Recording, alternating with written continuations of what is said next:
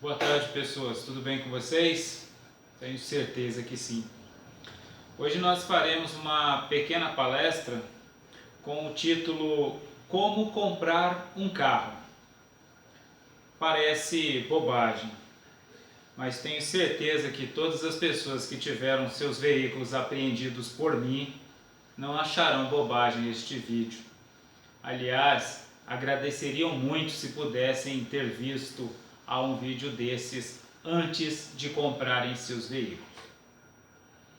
Bom, para quem não me conhece, o meu nome é Alan Christian, da HC Consultoria. Hoje eu farei esta pequena palestra sobre como comprar um carro, e lembrando que o nosso propósito aqui não é seguir os paradigmas tradicionais e ficar repetindo aquilo que todos estão repetindo sem maiores eficiências, sem maiores resultados concretos para as nossas vidas. Uma vez que a HC Consultoria visa trabalhar com o desenvolvimento humano, com o desenvolvimento de pessoas e empresas que são organismos formados por seres humanos, hoje nós trouxemos esta pequena palestra aqui para reflexionarmos sobre um tema tão atual, um tema muito importante que tem passado desapercebido por muitos de nós, mas na verdade tem sido uma das principais causas de grandes problemáticas em nossa vida social. O velho e tradicional paradigma diz que todas as pessoas precisam ter veículo, um carro, precisam comprar um carro. E a mídia de massa, o marketing, enfim, a publicidade e a propaganda trabalham como se o carro fosse o sonho de todas as pessoas, que fosse realizar o sonho de todas as pessoas, mas na verdade o que muito tem se visto é o veículo se tornado um grande pesadelo para as pessoas que comprarão um veículo, e principalmente aquelas que estão comprando um veículo pela primeira vez. Como eu disse, eu trabalho com consultoria, assessoria há muitos anos, e uma das assessorias que eu faço é assessoria jurídica. Presto serviços de assessoria para advogados e escritórios de advocacia. E um dos trabalhos que eu tenho realizado, ele consiste na localização, na manifestação de liminares e, portanto, resultando no mandato de expedição de busca e reintegração de posses, os serviços estes prestados para bancos e financeiras. Então, falando um pouquinho como isso tudo acontece, e lembrando que parece um procedimento muito complexo. Nós costumamos dizer que no Brasil as leis são bastante, diríamos, pouco eficientes, que os processos judiciários são processos morosos, mas eu que já trabalhei com assessoria para bancos e financeiras, por intermédio de assessoramento jurídico para escritórios de advocacia, digo a vocês, o peticionar de um mandato de busca e reintegração de posse já tivera em menos de 6 horas sua expedição. Isso mesmo. Já peticionei, ou melhor, o escritório de advocacia já peticionou processos dos quais em 6 horas nós já tínhamos uma liminar em mão para buscarmos e reintegrarmos a posse do banco, o qual éramos os procuradores. E todas estas situações poderiam ser simplesmente evitadas se nós, antes de comprarmos um veículo, tomássemos alguns cuidados simples. Porque, como eu disse, a publicidade, a propaganda, o marketing vem nos oferecendo a compra como algo bastante realizador, como algo, o caminho da felicidade para nós. Mas sem maiores percepções, para aquele que possui um emprego estabilizado, uma renda razoável, de fato uma compra de um veículo financiado não oferece maiores problemas, diríamos assim. Porque aquele que possui um ganho estável, um emprego ou um serviço estável, um funcionário público, algo do tipo, até porque também tem as gratificações, tem os planos de carreira, enfim, há uma tendência econômica crescente constantemente com o perpassar dos anos. Normalmente estas pessoas não encontram dificuldades com um carro financiado, mas não é o quadro da maioria dos brasileiros, e nós tivemos situações das quais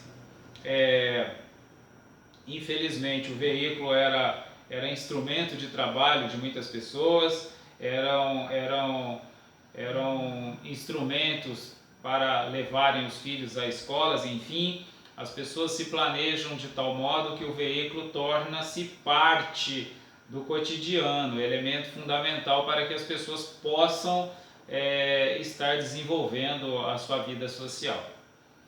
E de repente, então, sem percebermos, sem levarmos muito em conta, vamos até uma loja de veículos, compramos um veículo e escolhemos o modelo, fazemos um breve cálculo e aquilo se enquadra em nosso orçamento, decidimos, optamos por comprar.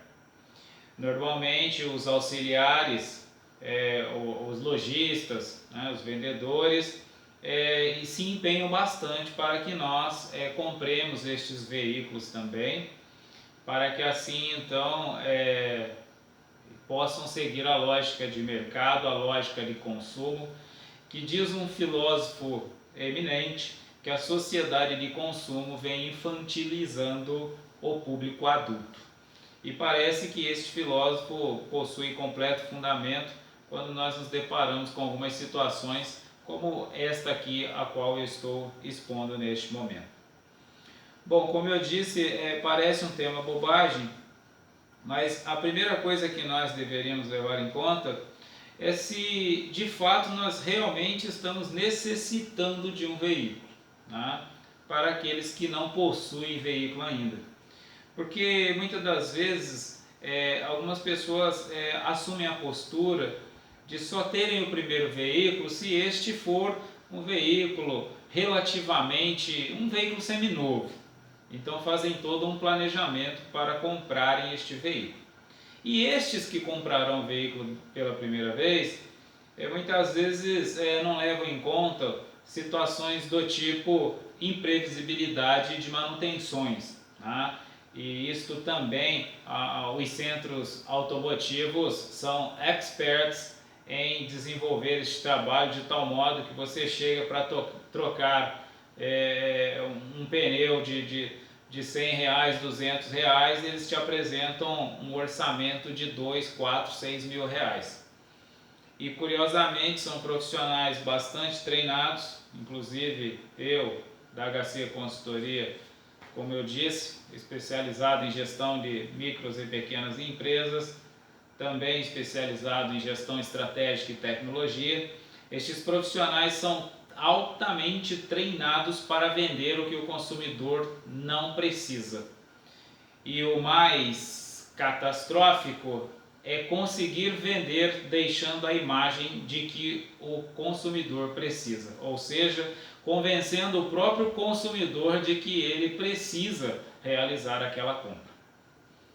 Bom, fazendo já um parâmetro então neste assunto, e eu, como dito aqui, todas as palestras as quais eu realizo são todas com conhecimento de causa, portanto com propriedade, contarei um breve caso que aconteceu com um parente que levou o teu veículo para a troca de pneus. E aí este parente levou o veículo para trocar os pneus e ao chegar lá fez um orçamento de quanto custava os pneus e custava, se eu não me engano, algo, sei lá, R$150. E aí ela, diante de 4 pneus, R$150, com troca tudo, R$700, então concedeu para que o serviço fosse prestado. E aí, ao realizarem o serviço, durante o procedimento dos serviços, os técnicos são altamente treinados e capacitados para buscarem problemas em seu veículo, que encontrarão de fato. Não é uma questão de ludibriar o consumidor, é uma questão de estratégia de excelência, ou seja, eles tomarão como referencial um veículo zero, avaliarão o teu e então perceberão que nenhuma configuração de seu veículo no tocante à cambagem, no tocante a posicionamento, no tocante às buchas, enfim, teu veículo é um veículo usado.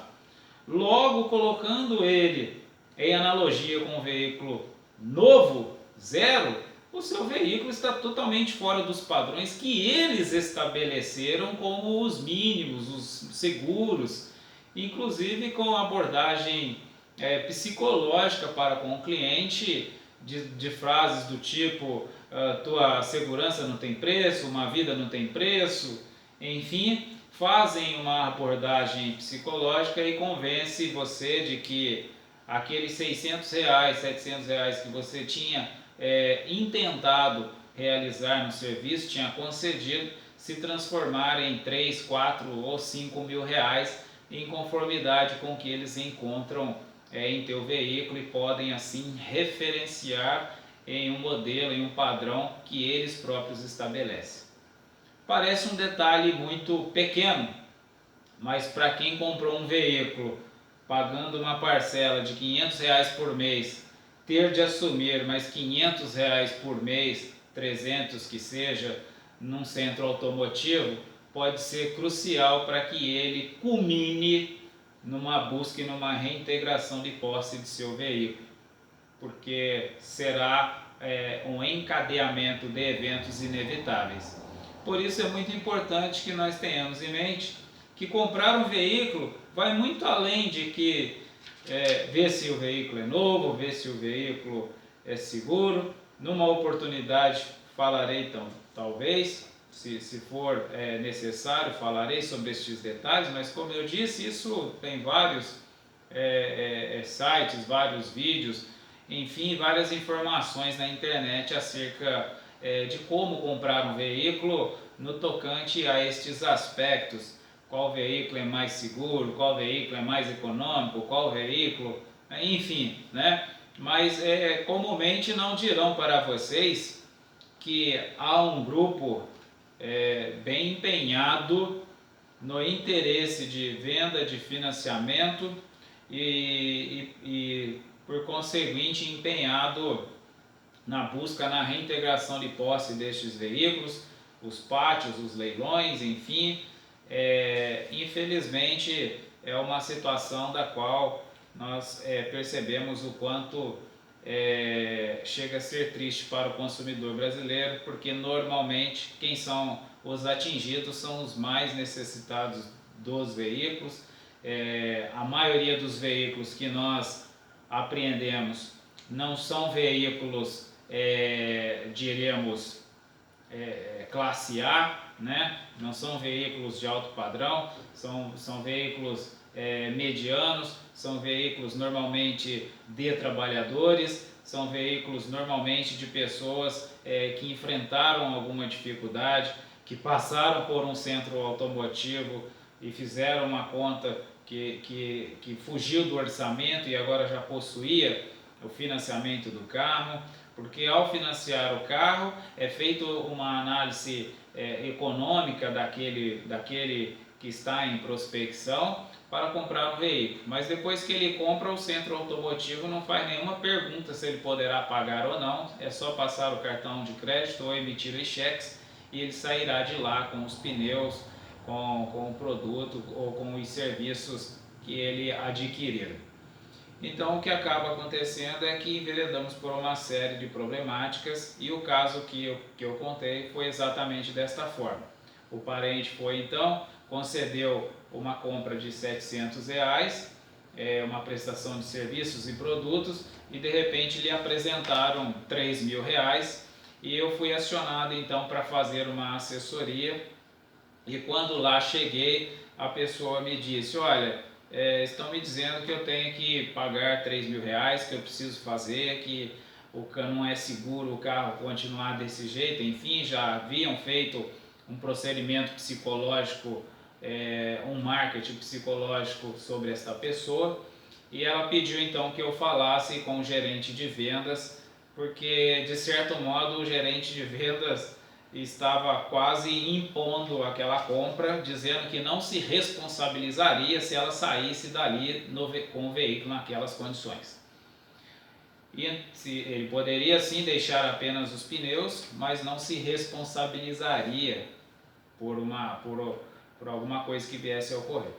Eu cheguei então a falar com este gerente de vendas. Eu disse para ele: olha, por favor, faça apenas o serviço solicitado por ela, que é o serviço de troca de pneus. E aí o gerente, bastante exaltado, disse a mim que se por acaso eu estava achando que ele estava mentindo, que ali eles são profissionais, são empresas renomadas, são empresas que prezam pela ética, pelo bem-estar de seus clientes e tal. Eu disse para ele simplesmente o seguinte: com todo o respeito, senhor gerente, mas estas aulas das quais você teve, foi eu quem orientei os teus professores a procederem deste modo. Então, eu peço que você, por favor, apenas faça o serviço, porque eu sei exatamente qual é a intenção e que, na verdade, a maioria de vocês não sabe, porque isso é gestão estratégica do alto escalão. Portanto, não são todos que possuem a clara noção do que está acontecendo e não são todos que possuem uma exata ciência de um plano estratégico o qual ele faz parte. Portanto, peço que apenas troquem os pneus. As referências ditas pelo senhor são referências estabelecidas pelo próprio planejamento estratégico de tua empresa. Portanto, dentro de um indicativo que 99% dos veículos nunca conseguirão chegar aqui e fazer apenas os serviços solicitados.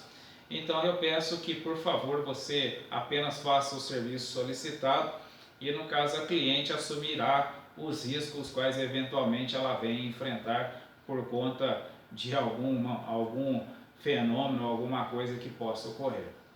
O gerente, bastante contrariado, não compreendendo muito bem, possivelmente ele não houvera passado por uma experiência desse tipo, porque, como eu disse, eles são altamente treinados e dificilmente se deparam com clientes que possuem conhecimento para argumentar ou para se relacionar naquela situação de modo que ele consiga obter, o cliente consiga obter o melhor para ele mesmo. Então ele ficou um pouco contrariado, ficou um pouco, diríamos, sem entender talvez, mas cumpriu aquilo que o cliente me acionou, solicitou e fez o procedimento, e o cliente viveu feliz para quase sempre, porque na verdade a necessidade do veículo do cliente era apenas a troca de pneus. E que tudo mais aquilo que os técnicos haviam alegado, os técnicos altamente treinados, etc. e tal, tudo aquilo não passava de um referencial que não era a realidade de um veículo que já tinha mais de 5 anos de uso. Ou seja, qualquer veículo com mais de 5 anos de uso, se for passar por uma perícia da qual tenha como parâmetro um veículo do mesmo modelo zero, obviamente ele apresentará necessidade, entre aspas, de troca de uma série de peças. Salvo algumas situações específicas de pneu que gasta mais de um lado ou de outro, mas normalmente não são estes aspectos que ficam caros. Os aspectos que ficam caros é a troca de amortecedores, a troca de embuchamentos, enfim, até mesmo homocinéticas, e aí a coisa não tem fim. Quando você vê, você está se deparando com uma situação que lhe gerará uma dívida enorme. Observe que, embora eu acabei falando sobre este aspecto, a nossa palestra ela possui como tema como comprar um carro. Nós não estamos falando exatamente destes aspectos os quais eu mencionei, mas para entendermos quantos aspectos envolve a compra de um carro, principalmente para aqueles que estão intentando uma compra pela primeira vez. Portanto, é importante que tenhamos em mente que antes de comprar um carro, um veículo, eu devo buscar compreender esta dinâmica, não simplesmente querer realizar um sonho, mas no que implica comprar um veículo, o que decorre da compra de um veículo, quanto custa a documentação de um veículo. Nós temos uma informação, eu recentemente pesquisando, há um estado de nosso país que no ano de 2016, mais de 50% dos veículos não pagaram o imposto de propriedade de veículo automotor e PVA. Observe bem que situação nós estamos atingindo. Nós estamos diante de um quadro que a maioria da população de um estado que tem comprado um veículo, não estão pagando os impostos destes veículos. E isso pelo fato de que, ao adentrarmos a uma concessionária, uma loja de veículos, especialmente usados ou seminovos, nós não somos orientados acerca dos custos, não só do financiamento, mas tantos outros custos que são embutidos. As chamadas lâminas, as chamadas taxas, enfim, a taxa de cadastro, TAC, um monte de coisas que nós, ao comprar um veículo que estamos animados, não percebemos muito bem. Mas isso nos gera consequências que perdurarão pelo tempo do carnê. E como eu disse, durante este tempo, podemos incorrer numa eventualidade, eventualmente, diante de um centro automotivo, ou eventualmente diante de alguma outra situação, no tocante à segurança de trânsito, esbarrar de um veículo, uma pequena manutenção, uma funilaria, enfim. Tomar a decisão de comprar um veículo é tomar a decisão de que nós assumimos a possibilidade de muitas variáveis. E não são todos os brasileiros que possuem plenas condições de comprar um veículo, ter a certeza que pagará e colocar um bom seguro, enfim. Porque aqui o nosso objetivo é falar, como eu sempre digo, se eu falo para o micro e pequeno empreendedor, eu falo para aqueles que estão, diríamos, em situações, em condição que alguns denominariam como classe C, classe D, né? Porque o nosso intuito é falarmos para aqueles que de fato estão necessitando de mais assessoramento. Bom, falando ainda sobre como proceder, como comprar um carro, precisaríamos acima de tudo verificarmos estes aspectos econômicos. Observe que até agora eu falei como comprar um carro, a nossa palestra é como comprar um carro, e eu não saí do aspecto econômico que envolve a compra de um veículo. Mas, perpassando pela análise do aspecto econômico,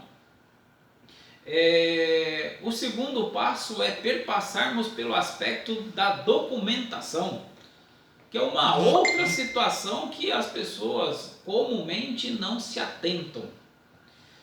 E mais uma vez eu digo a vocês, repito, reitero que falo com conhecimento de causa. Já comprei e já vendi muitos, inclusive motos, caminhões e ônibus. E uma das situações das quais tem até hoje me tomado um espaço na vida, me tomado tempo, gerado algumas consequências, são as questões de documentação.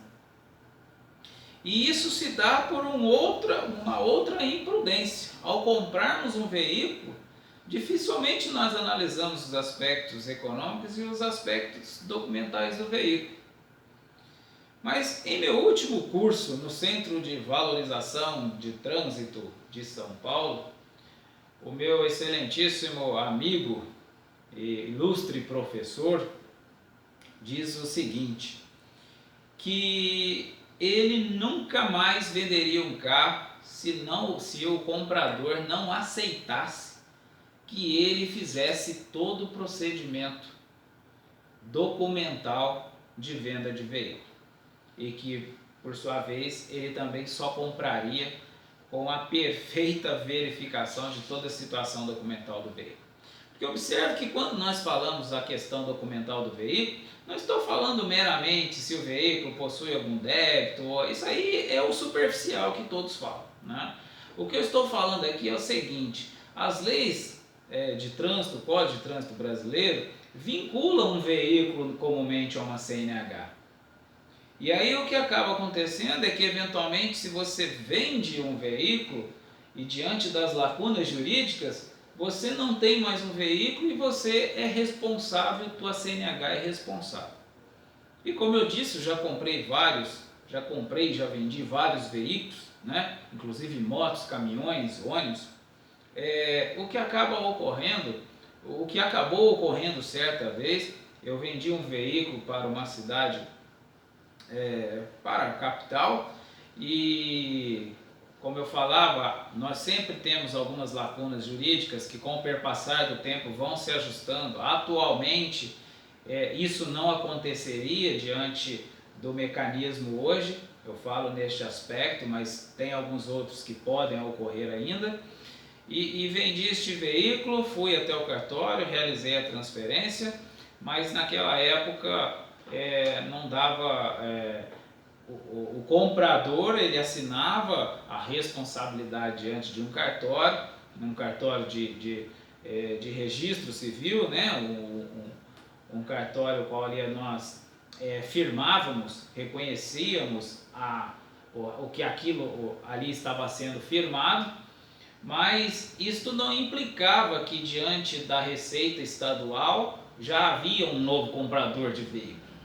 Isso não implicava que para o Detran já havia um novo proprietário daquele veículo.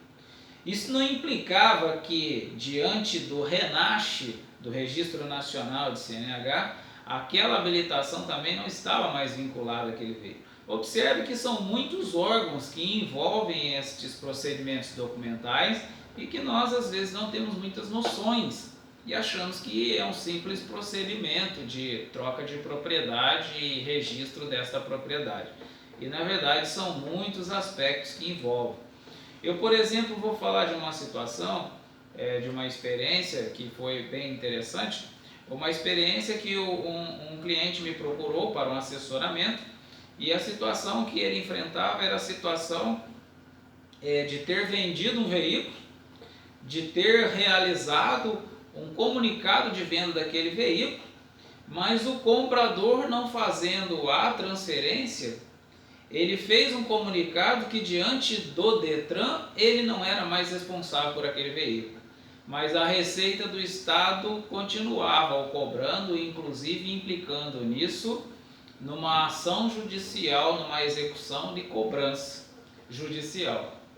E olha que coisa interessante, ele fez a venda de um veículo, fez o comunicado, o Departamento de Trânsito do Detran já entendia que ele não era dono, não cobrava nada dele, inclusive nada no tocante à CNH, que por sua vez também tivera o teu registro desvinculado daquele veículo, mas o comprador que não efetivara o procedimento de compra, o Detran reconheceu ele como alguém que não era, que havia feito um comunicado de venda, mas não pegou, o próprio Detran não tinha em seu sistema a informação de um novo proprietário. Logo, o Detran parou de cobrar de alguma coisa, mas ainda estava tendo ele como proprietário, que por sua vez para a Receita, né, para a Fazenda, estou falando Receita, Fazenda, né, que também arrecada, é Receita também, tem o objetivo de arrecadar o dinheiro do cidadão, do contribuinte. Então a Fazenda mantinha no registro, na base de dados, o nome dele, e isso culminou numa execução judicial.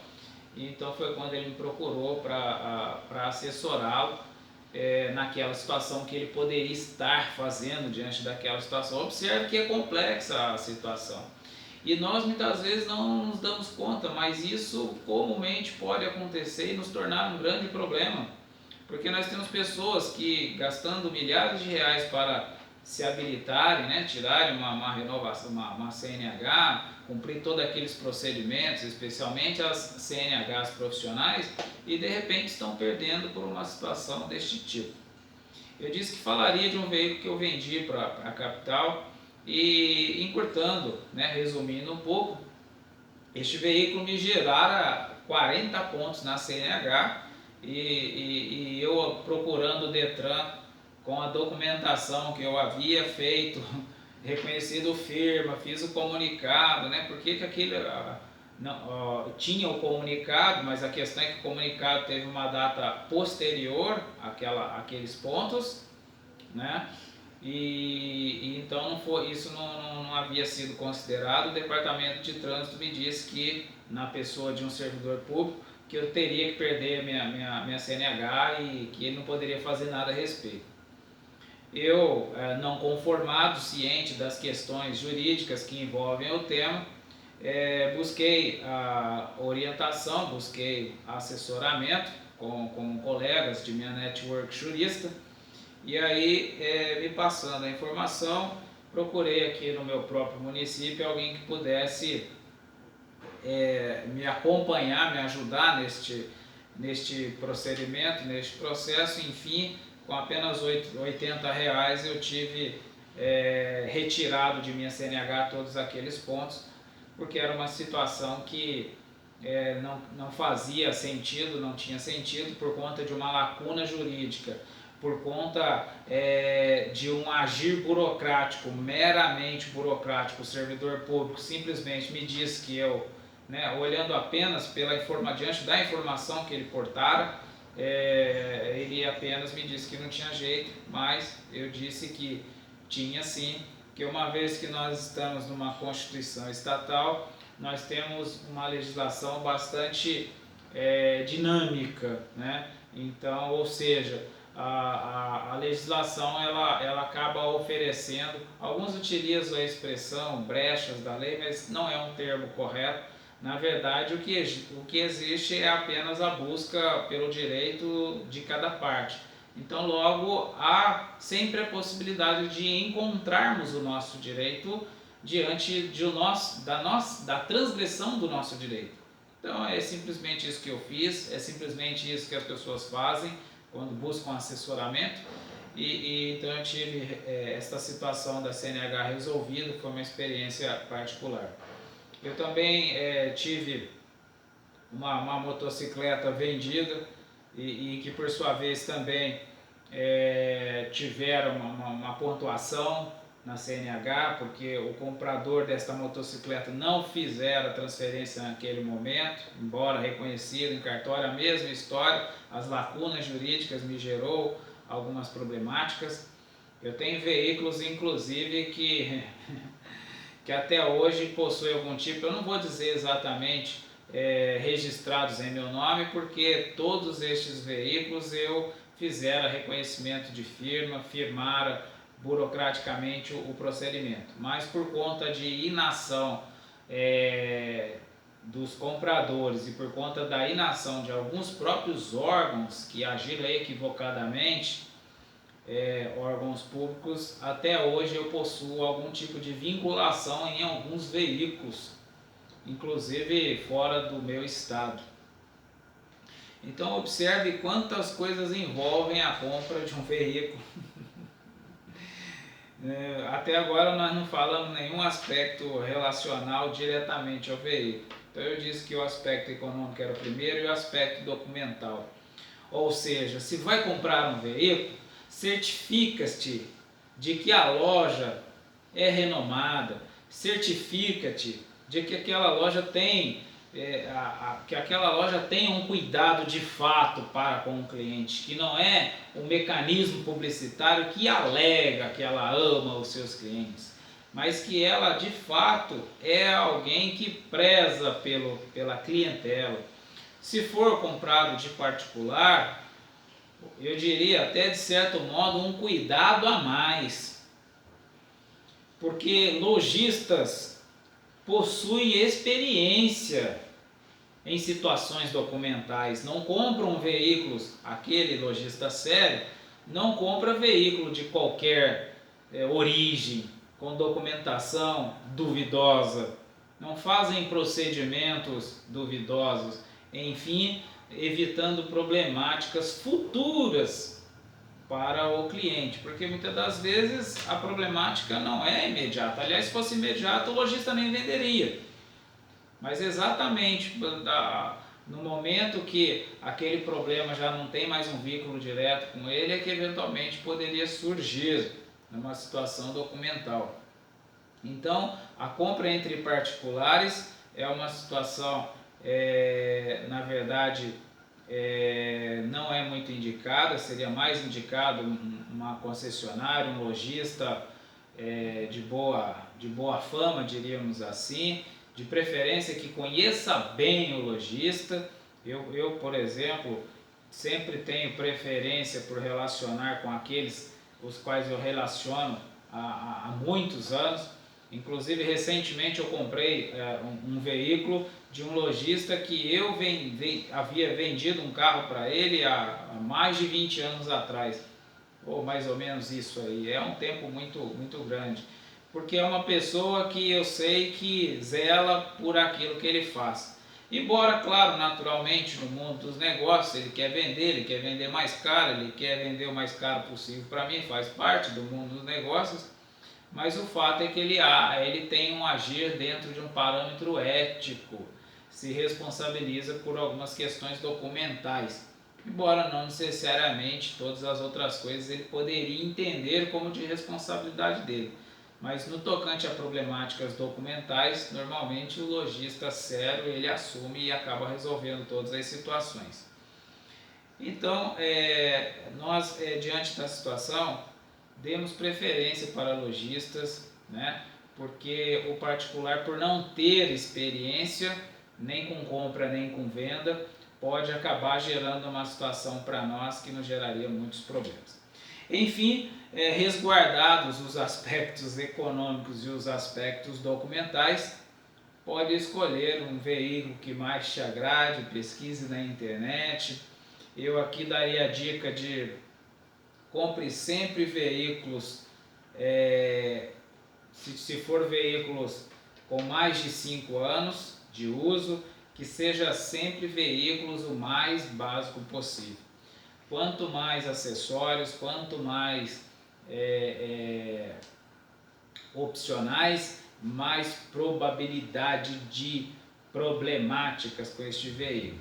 Agora, se ele for mais de 5 anos, menos de 5 anos de uso, com certeza, quanto mais opcionais tiver, melhor, porque nós sabemos que o que muitas vezes é definido como luxo de um veículo, por exemplo, o ar-condicionado, a gente sabe que não é senão mais um elemento que nos gera segurança dentro do veículo.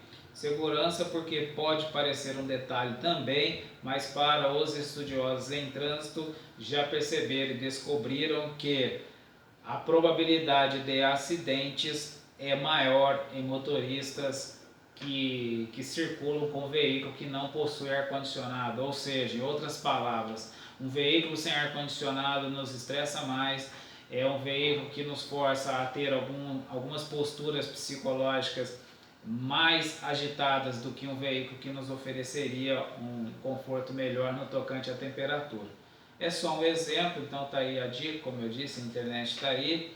Quem tiver alguma pergunta, alguma dúvida, ou quiser acrescentar alguma coisa, nos encontramos em completa disposição. Muito obrigado mais uma vez pela presença de vocês. Até mais.